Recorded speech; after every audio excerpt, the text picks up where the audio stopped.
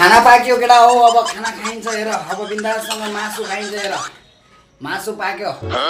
टक्क अब भात हालिन्छ हैन बिन्दाससँग मासु खाइन्छ यस्तै यो केटाहरु न त खानाको टाइम हुन्छ न त कामको टाइम परदेशको जिन्दगी यस्तै यो भाइ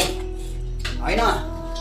टक्क अब आएर मासु हालिन्छ टक्क मासु बनेको मासु छ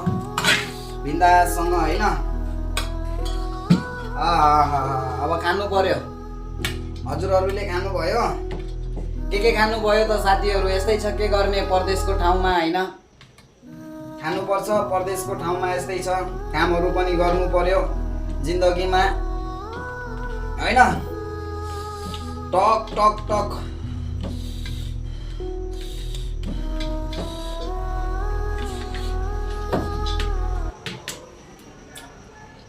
टक टक टक